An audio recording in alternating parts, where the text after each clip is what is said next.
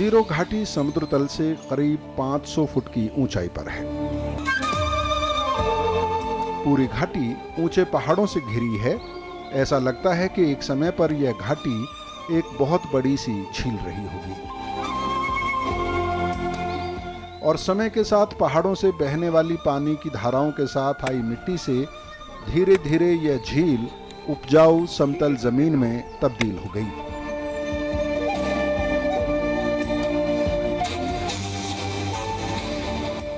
आज का जीरो शहर अरुणाचल प्रदेश के लोअर सुबनसिरी जिले का मुख्यालय है और एक आधुनिक शहर नजर आता है। यहां सदियों से आपातानी जनजातियों का बसेरा रहा है। नमस्कार, स्वागत है आप सभी का राज्यसभा टीवी में। मैं हूं श्याम सुंदर।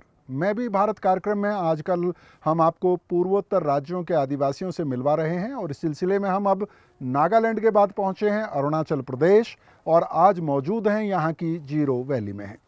जीरो वैली को आपातानी आदिवासियों का घर कहा जाता है। आपातानी आदिवासी अरुणाचल प्रदेश के आदिवासी समूहों में तीसरा सबसे बड़ा समूह है। अगर आप पहली नज़र में देखेंगे तो यहाँ के आदिवासी समूहों में आपको बहुत फ़र्क नज़र नहीं आएगा, लेकिन जब आप आपातानी आदिवासियों से करीब से मिलते हैं तो आप पाते हैं कि ये आदिवासी समूह अपने आप में बेहद ख़ास है। इस आदिवासी समूह की अपनी पहचान है, भाषा बोली है। इस आदिवासी समूह ने सबसे पहले आधुनिकता को अपनाया, स्थायी खेती की तरफ कदम बढ़ाए और अपनी अर्थव्यवस्था को स्थिर किया।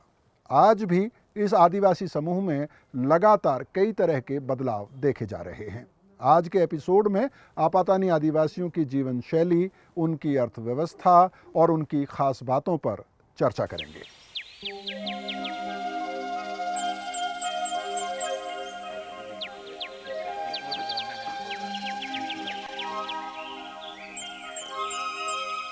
जीरो घाटी में आपातानी जनजाति के कुल 7 गांव हैं जो आसपास ही बसे हैं।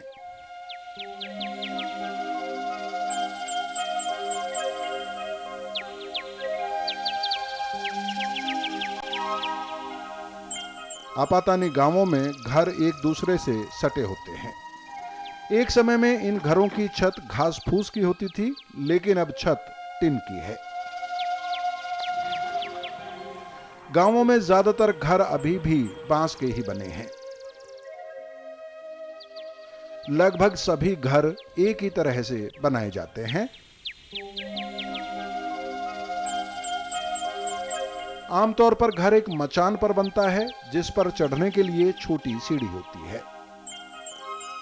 घर के सामने एक बरामदा नुमा जगह होती है। इसके अलावा घर आमतौर पर एक ही कमरे का होता है जो काफी लंबा होता है।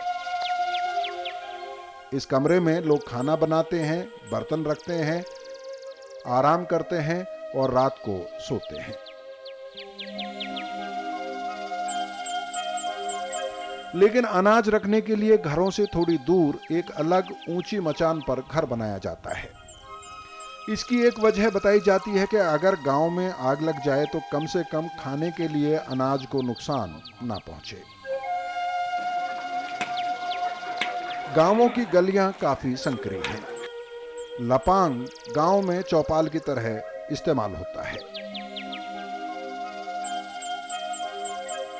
आपातानी गांवों में कई ऐसे प्रतीक नजर आते हैं जिनसे लगता है कि संगठित धर्मों के प्रभाव के बावजूद ये लोग अभी भी प्रकृति पूजा और अपने विश्वासों से काफी हद तक जुड़े हुए हैं।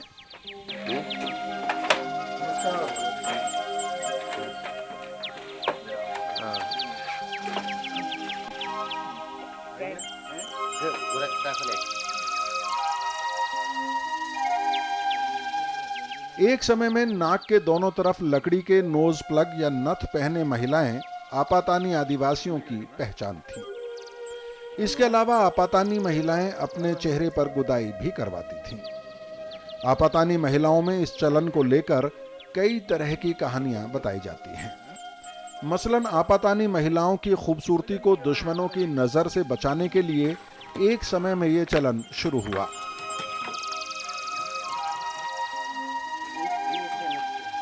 लेकिन इन कहानियों की सत्यता जांचने का कोई उपाय नहीं है। बहरहाल आपातानी महिलाओं में ये चलन 1970 के दशक के बाद कम होना शुरू हो गया और अब यह चलन पूरी तरह से बंद हो गया है।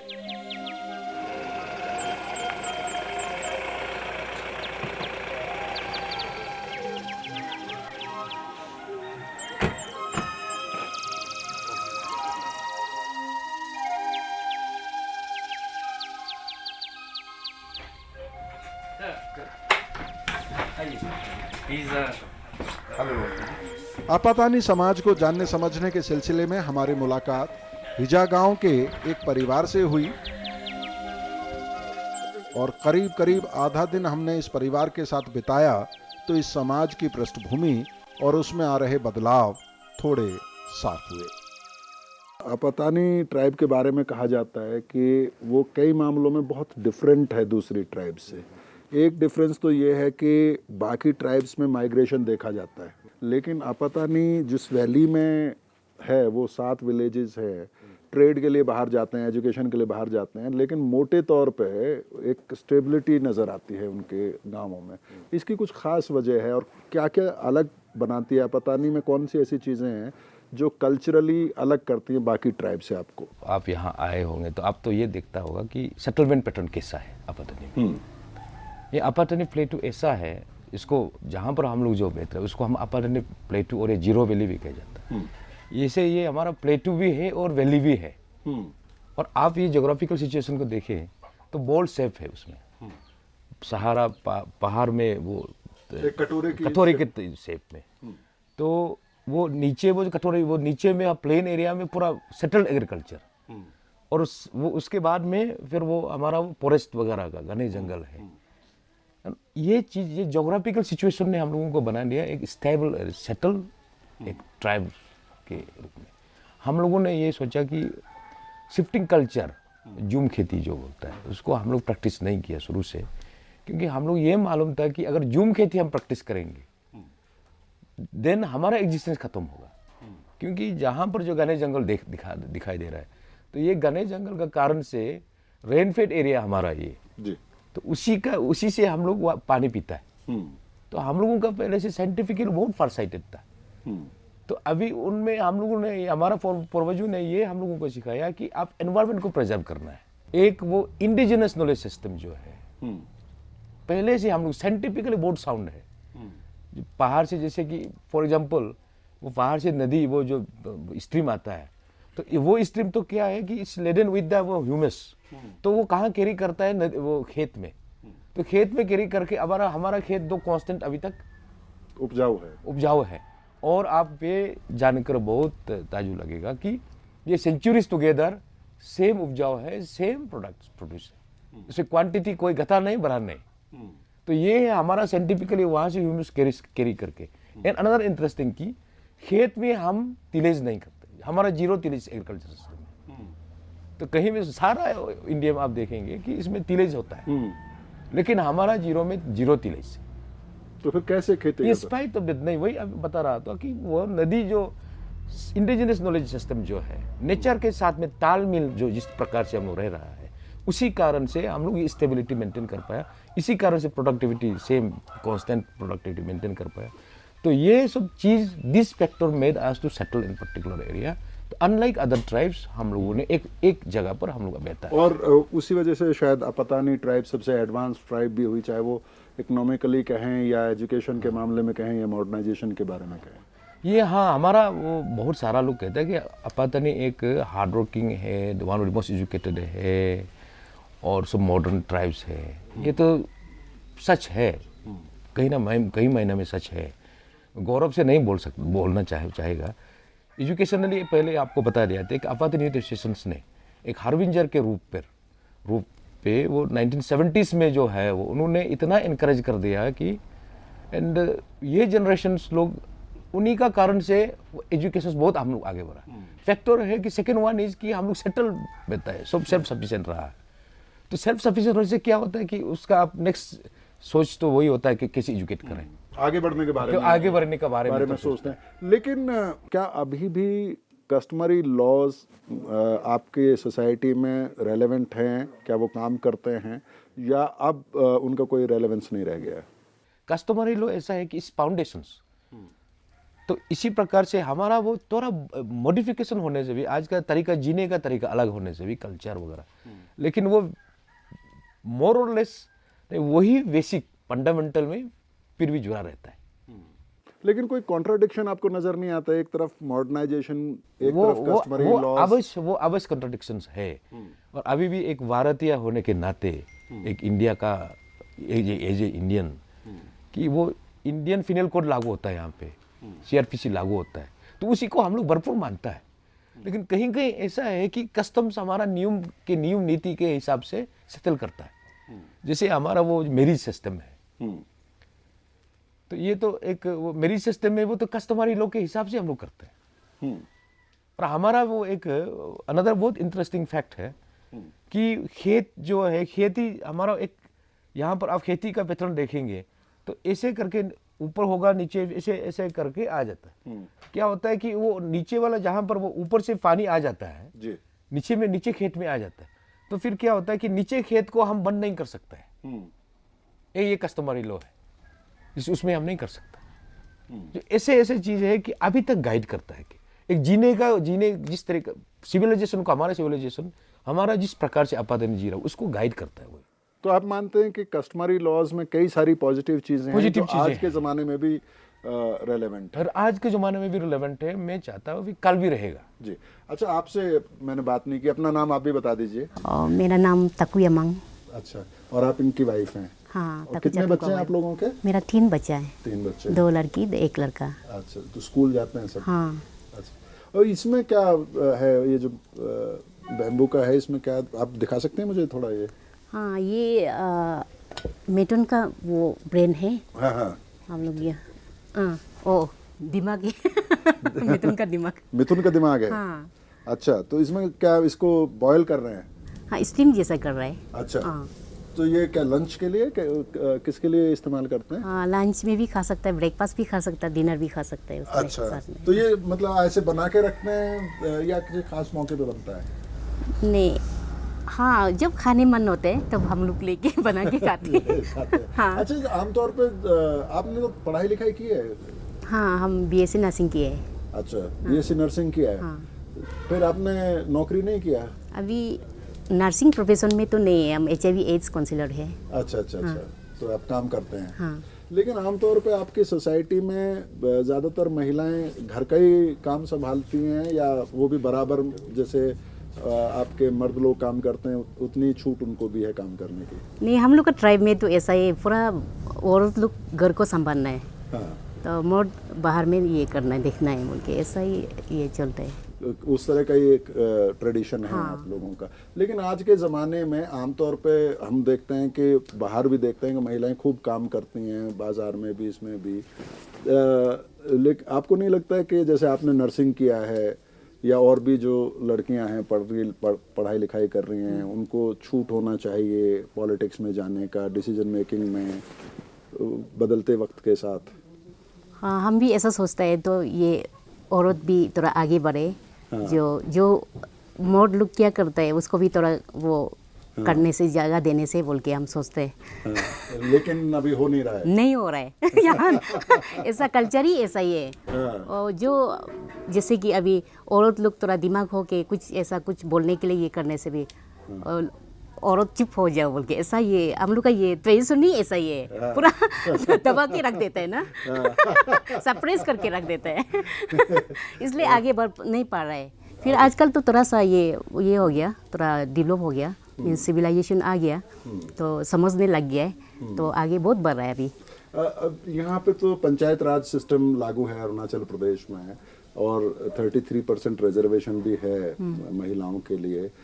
तो क्या उसका कुछ फ़ायदा मिला है औरतों को डिसीजन मेकिंग में जाने का, पॉलिटिक्स में जाने का, या वो नाम के लिए चुनाव लड़ती हैं, हस्बैंड ही चलाता है सब कुछ?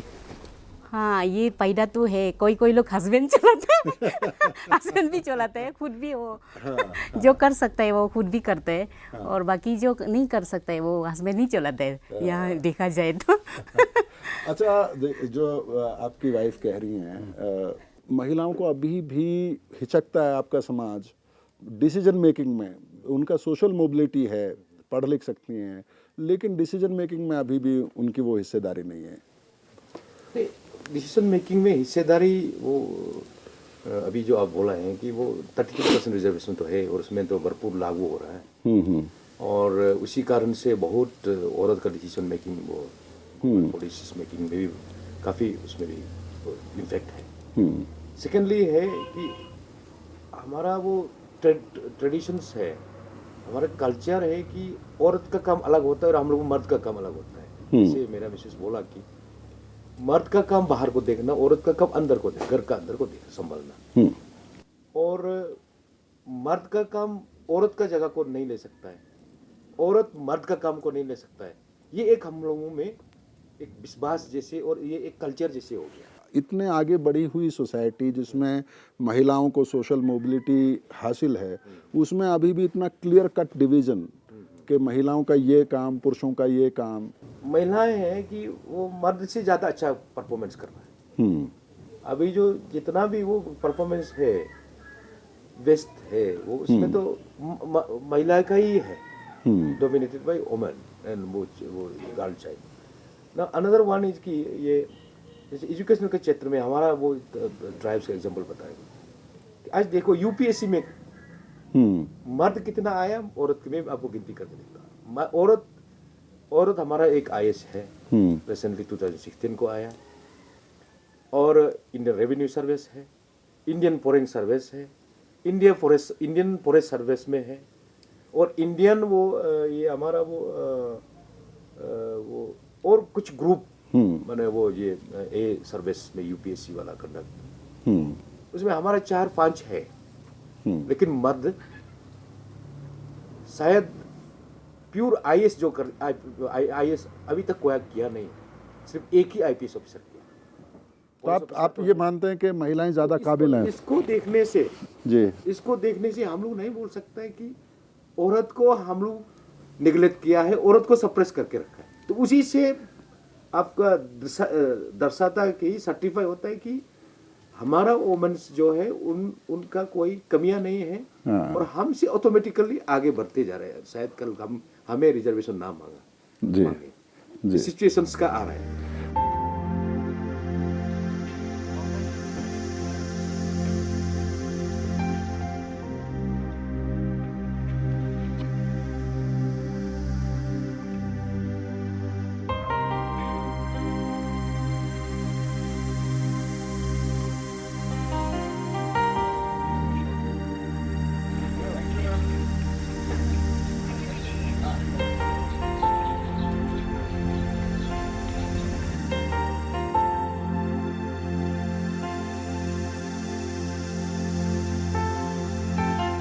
अरुणाचल प्रदेश में 26 बड़े आदिवासी समूह हैं और 100 से ज्यादा आदिवासी उपसमूह।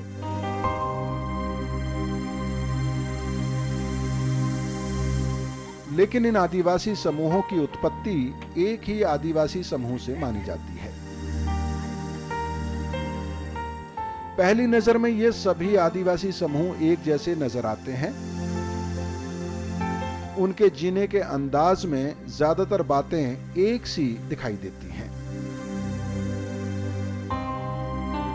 इसके बावजूद इन सभी समूहों की भाषा बोली में फर्क, बाहरी दुनिया के साथ संपर्क और आर्थिक गतिविधियों का स्तर अलग अलग रहा है। जब बात आपातानी समुदाय की होती है तो यह समुदाय अपने पड़ोसी आदिवासी समुदायों से कई मामलों में बिल्कुल अलग है।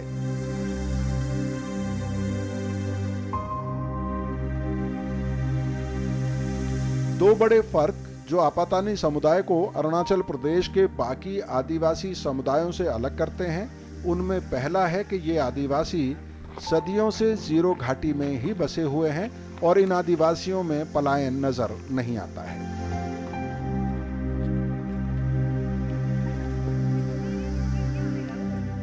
और दूसरा ये कि इन आदिवासियों ने बहुत पहले ही स्थायी खेती को अपना लिया। असल में जीरो घाटी में उपलब्ध सीमित लेकिन उपजाऊ समतल जमीन को आपातानी आदिवासियों ने बहुत ही नियोजित तरीके से इस्तेमाल किया।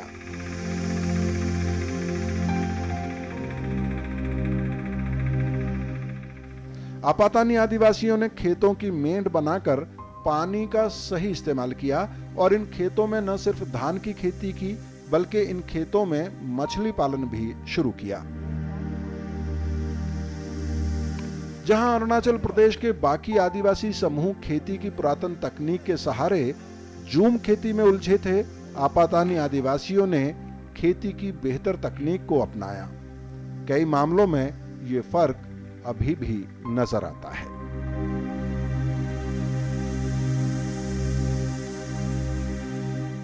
आपातानी आदिवासियों की अर्थव्यवस्था अपने आप में आत्मनिर्भर थी।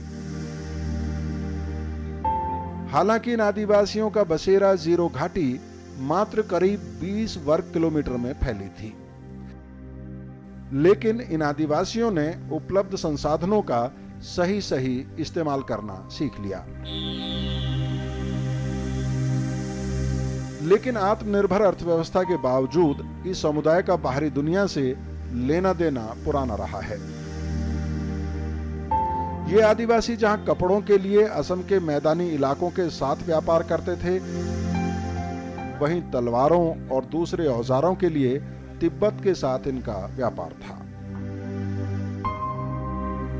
व्यापार आमतौर पर वस्तुओं की अदला बदली की शक्ल में होता था।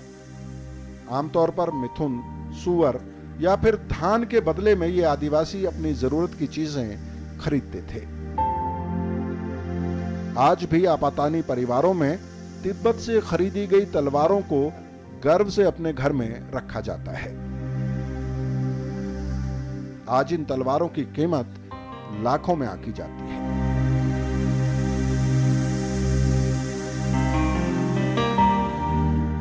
हालांकि वक्त के साथ आपातानी आबादी बढ़ी और इन आदिवासियों ने जीविका के लिए खेती के अलावा दूसरे उपायों की तरफ भी ध्यान दिया। आपातानी आदिवासी समूह की कुल जनसंख्या करीब 70,000 बताई जाती है। आज के अरुणाचल प्रदेश में सामाजिक और राजनीतिक हैसियत के हिसाब से इस आदिवासी समुदाय का रुतबा काफी ऊंचा है। इस समुदाय ने सामाजिक और राजनीतिक बदलावों को तेजी से अपनाया।